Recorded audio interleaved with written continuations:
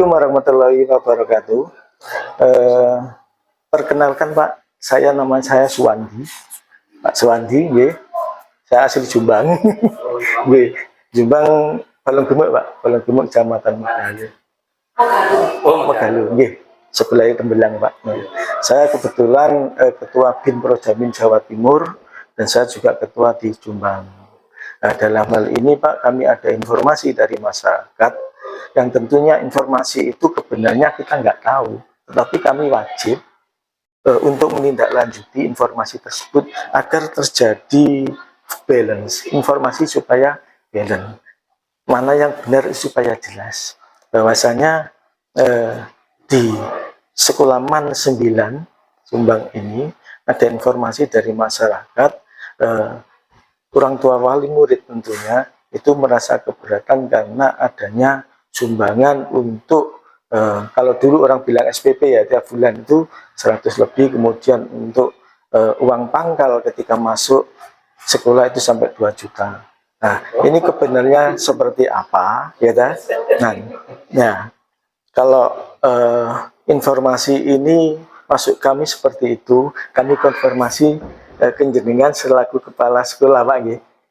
Kepala sekolah MAN 9 Pak Mustafa nggih. Nah, mohon Pak Mustafa bisa menjelaskan terkait informasi tersebut.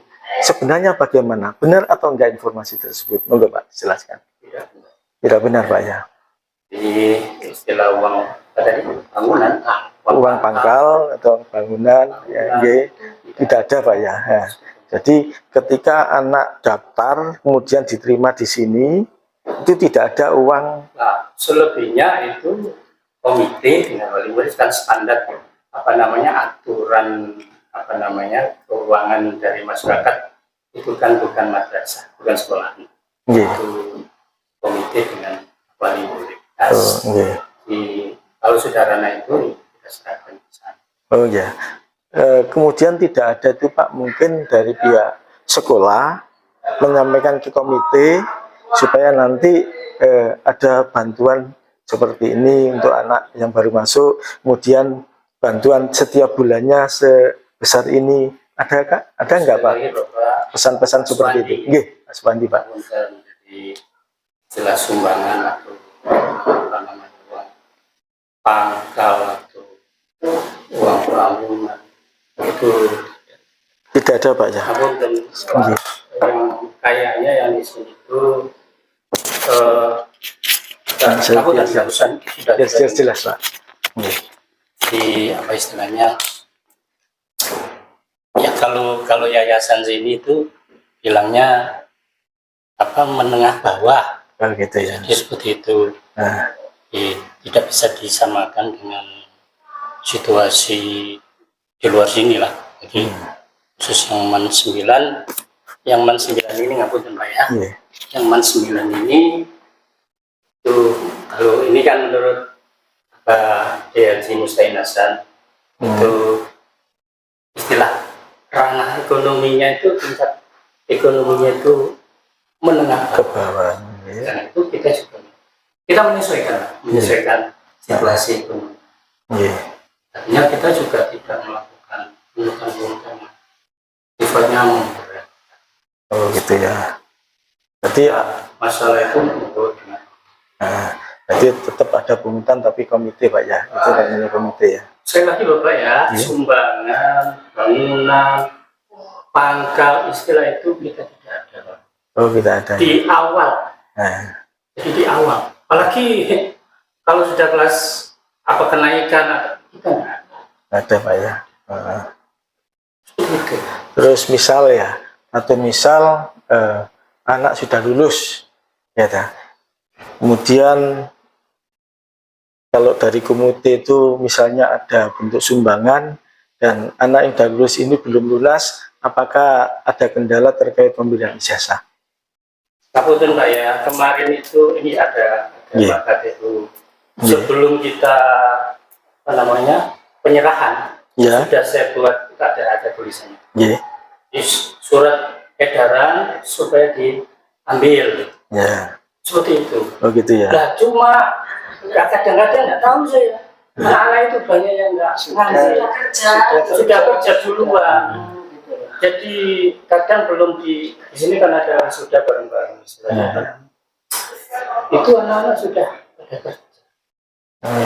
Dia nggak tahu karena sudah kerja itu akhirnya ijazah diambil belakangan. Kadang-kadang ini yang angkatan tahun sekian itu. Padahal sudah diinformasikan untuk diambil. Sudah ya, sudah informasikan, Pak.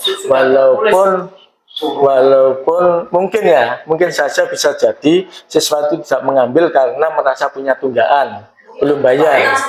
Baik yang punya tunggakan maupun sudah semuanya itu sudah ambil ya. Sudah kita sampaikan. Soalnya artinya kita tidak menghalang-halangi gara-gara itu. Ya, soalnya kan ada beberapa sekolah di Jombang ini ternyata setelah kami telusuri ke bawah ke masyarakat, ke siswa langsung, itu ada yang belum ngambil karena punya tunggakan. Ya, kalau tunggakan itu memang fakta, Pak. Ya, ada ya. Betul. Dan tadi yang istilah di sini itu memang menengah bawah. Ya, saya tidak tahu, saya baru di sini, Pak. Baru ya? Ya, saya baru 2 tahun belum lengkap saya di sini. Ya oke lah, karena memang ya kalau boleh dibilang kurang lah barangkali begitu ya. Saya tidak menuntut yang macam-macam, yang melakukan hal-hal yang lain. Ya. Soalnya kan sangat disayangkan ketika siswa belum lunas bayarnya sekolah, kemudian tidak boleh ngambil ijazah. Itu tidak boleh. Karena apa? Ini pidana. Kenapa? Ini yang namanya ijazah itu aset negara. Tidak boleh kemudian sekolah itu menahan. Tapi faktanya di Jombang ini masih banyak sekolahan. Saya bukan mengatakan sini, masih banyak sekolah yang seperti itu. Bahkan banyak sekolahan, beberapa sekolahan sudah kami konfirmasi terkait yang katanya sumbangan, tapi sebenarnya bukan sumbangan. Kalau menurut ketentuan hukumnya, di situ ada nilainya yang sama, batas waktu pembayarannya. Nah, ini arahnya sudah ke pungli. Nah, tapi kami sudah mengingatkan dan kami sudah muat di YouTube, nanti bisa dilihat. Pada kenyataannya setelah itu kami telusuri masih sama, Bu. Masih sama, Bapak. Ada yang ijazah tidak diambil, kalau ngambil harus bayar dulu, kan gitu. Ini faktanya seperti itu. Kemudian siswa kalau mau ujian itu harus bayar dulu, kalau nggak bayar nanti tidak dikasih nomor. Ujian setengah semesteran itu. Ini terjadi di Jombang ya. Makanya karena fungsi kami adalah social control, kami beberapa sekolah itu tetap kami konfirmasi ketika kami ada informasi dari masyarakat, gitu. Dan banyak masyarakat kami itu kadang-kadang, Pak Wanti tolong anak saya sekolah di sini, anaknya orang tuanya nggak mampu, bagaimana supaya kalau tidak bisa nyumbang supaya tidak ada, nggak dipersulit kan, ada yang seperti itu. Tapi memang kenyataannya seperti itu, dan nanti saya akan buktikan beberapa sekolah yang sudah kami konfirmasi dan tetap dia melakukan penarikan atau pungli akan kami laporkan ke kejaksaan nantinya, supaya ada efek jera, Bapak. Kenapa? Untuk Jawa Timur ini, mohon maaf, Jawa Timur ini masih sekolah negeri, terutama itu masih banyak yang membayar. Padahal Jawa Tengah itu sudah nggak ada. Sudah nggak ada satu sekolah pun. Kapan itu ada yang kepala sekolah siapa itu, perempuan itu, yang terakhir ini kemarin dipecat akhirnya gara-gara melakukan pungli. Hanya berapa puluh ribu. Padahal di Jombang ini sampai ratusan ribu. Ada yang 125 kalau SMA ya. SMA negeri itu di Jombang itu rata-rata 125 sampai 130, Pak. Itu sudah saya muat di media saya, di YouTube juga sudah ada, dan itu nanti ada beberapa sekolah yang masih sudah kami ingatkan, tapi tetap dia melakukan seperti itu, yang pada akhirnya memberatkan masyarakat, akan kami laporkan ke pihak berwajib supaya ada efek jera. Dan alhamdulillah kalau di sini memang informasinya juga seperti itu, ada pungutan tiap bulan, ada uang pangkal ketika masuk. Nah, penjelasan dari jenengan kan nggak ada. Jadi sekali lagi saya tidak membenarkan. Nggak ada ya. Saya 2 tahun Pak ya di sini kurang ya. Yang sudah saya lakukan itu tidak ada uang pangkal, uang pangkal. Uang pangkal, kemudian dari istilahnya uang pangkal itu sama dengan uang gedung kali dulu ya. Datar ulang kadang-kadang. Kalau dulu kan gitu Bu. Ya, uang pangkal itu uang ketika masuk harus bayar sekian ada yang 2 juta. Di SMA itu rata-rata 2 juta. SMA negeri di Jombang rata-rata seperti itu yang dulu-dulu. Terus kemudian baru dari teman-teman PES, teman-teman LSM itu kemarin mempersoalkan masalah ini. Baru tahun kemarin ada yang enggak, yang masih kan gitu. Tapi untuk bulanan sampai sekarang rata-rata masih ya.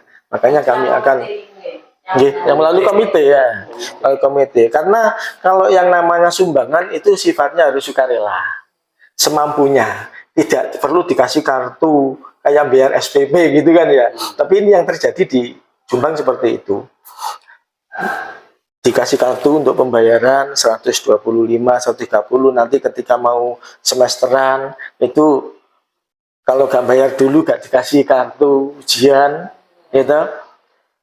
Nomor ujian, bukan kartu nomor ujian. Nanti kalau terpaksa belum ada uang mendesak, hari ini ujian pagi baru dikasih. Ini kan mental siswa akhirnya terganggu, kan gitu. Mungkin pada saat belajar juga terganggu, bagaimana saya besok belum punya nomor, orang tua saya belum punya uang untuk bayar. Ini kan pelanggaran Bapak. Nah ini tidak boleh. Karena itu perlu kami konfirmasi itu seperti itu Bapak. Yang kalau menurut jenengan sekolah sini tidak pernah ada yang namanya sumbangan untuk bulanan. Komite ya. Nanti kami akan konfirmasi komite bagaimana, karena kalaupun itu komite ya, kalaupun itu komite ternyata sistem mencari dana kan ya, mencari dana salah, itu ya tetap nanti merupakan suatu pelanggaran. Tapi kalau nanti tidak salah dalam arti itu sumbangan yang sukarela, ya nggak apa-apa. Tapi kalau sukarela itu berarti nilainya nggak sama, sesuai kemampuan, tidak ada batas waktunya. Kalau bulan ini nggak bisa bayar, ya jangan ada penagihan. Yang namanya sumbangan kok ditagih, kan gitu. Nah, ini kalau ada penagihan berarti kan namanya pungli, pungutan liar. Oke, Bapak Mustafa, terima kasih. Mungkin Bapak bisa menyampaikan Pak program-program jenengan selaku kepala sekolah di sini, apa aja yang dilaksanakan dalam proses belajar mengajar di MAN 9 ini agar masyarakat tahu Pak. Monggo Bapak. Ya, saya tetap merespon dari Kementerian Agama. Kalau di antara program itu adalah menjadikan madrasah digital. Digital ya. Namanya bermoderasi ya. Mungkin Pak biar jelas Bapak. Sudah tahu kepada saya sudah dengar. Jadi madrasah digital, kemudian madrasah yang berorientasi kepada moderasi atau ini kita istilahnya, saya di sini yang baru ini juga ingin bisa merealisasi itu dengan semampunya, tidak sampai istilahnya tergesa-gesa dan wah atau bagaimana. Yang penting saya sudah merespon dan melaksanakan program dari Kementerian Agama. Insya Allah begitu Pak. Kalau di MAN itu ada jurusan nggak Pak ya? Istilahnya apa? Jurusan apa program di sini? Jadi kalau yang kurikulum merdeka kan tidak ada. Kelas 10 ini memang kurikulum merdeka. Jadi tidak.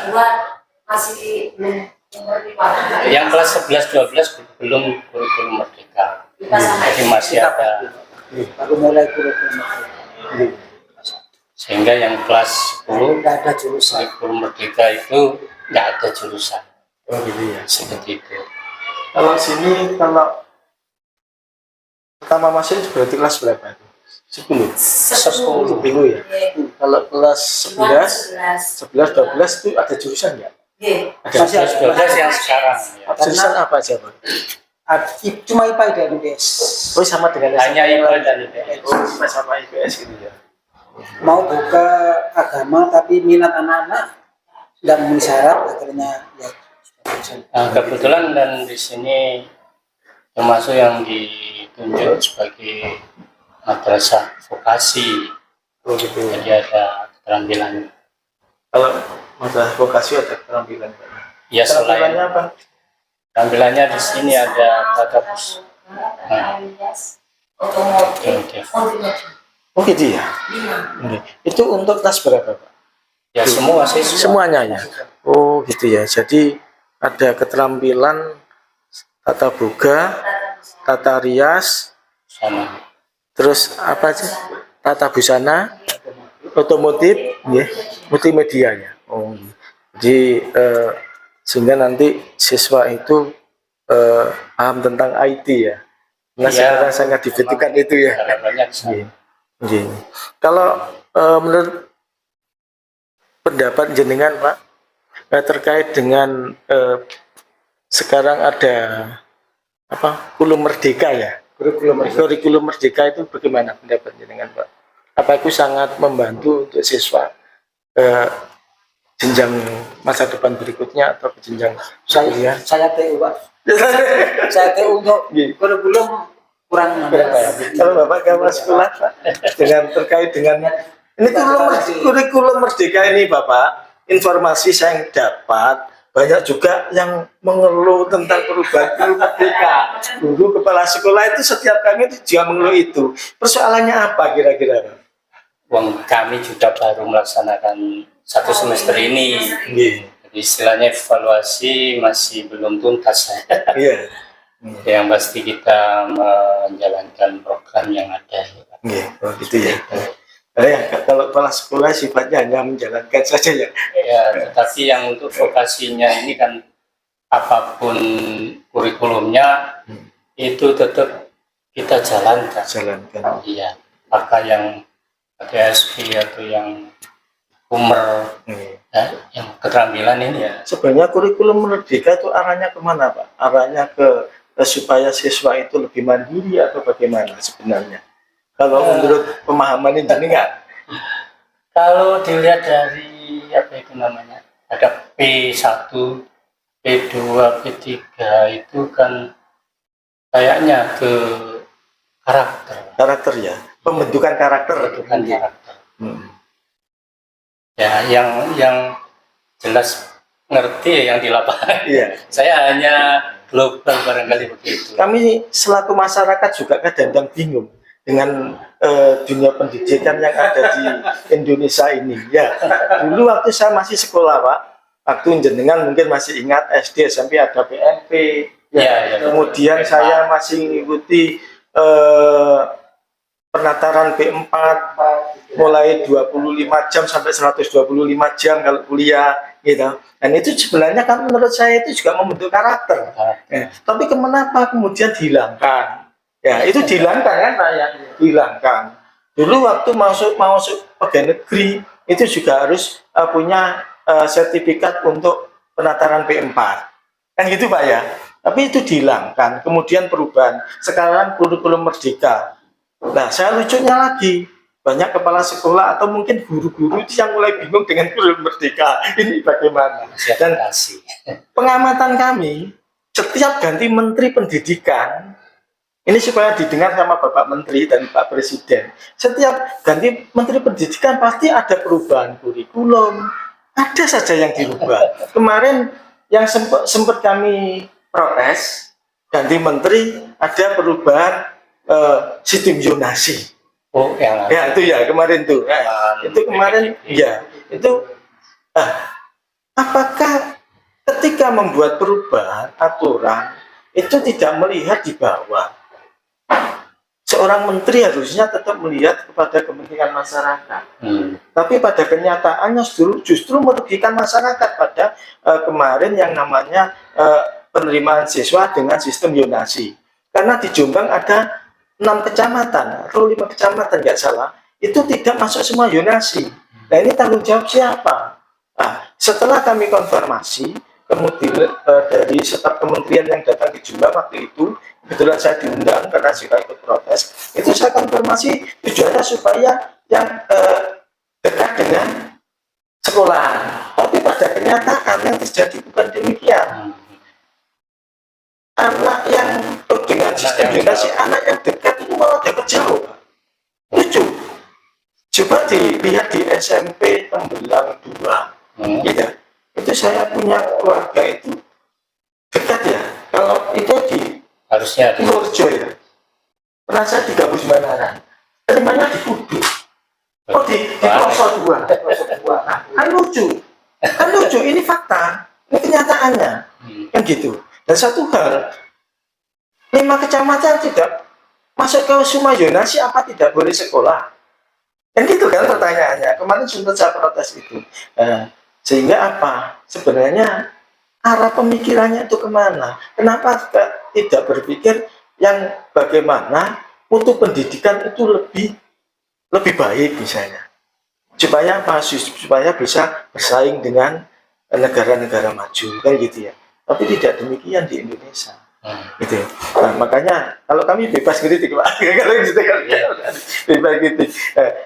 Tapi saya kritik ke hal yang positif. Karena apa? Untuk pendidikan di Indonesia ini tidak semakin baik, tapi masih tetap aja datar.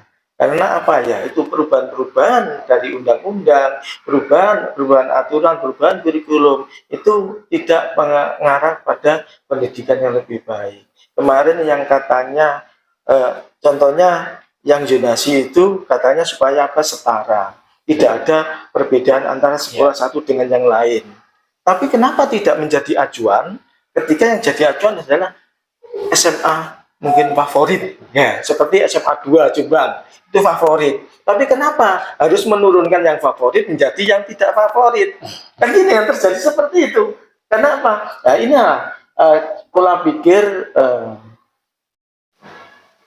para penguasa kita, para menteri pendidikan itu mohonlah bisa melihat ke bawah bagaimana sekolah itu yang tidak favorit menjadi favorit, kan gitu. Harusnya seperti itu. Nah, kalau zonasi di semua titik, di semua kecamatan paling tidak harus ada SMA sehingga semua daerah itu masuk ke semua zonasi, kan gitu. Jangan sampai saat ini Jombang ini ada 5 kecamatan tidak masuk ke semua zonasi sehingga orang tuanya selalu bingung ketika anaknya tidak bisa masuk sekolah.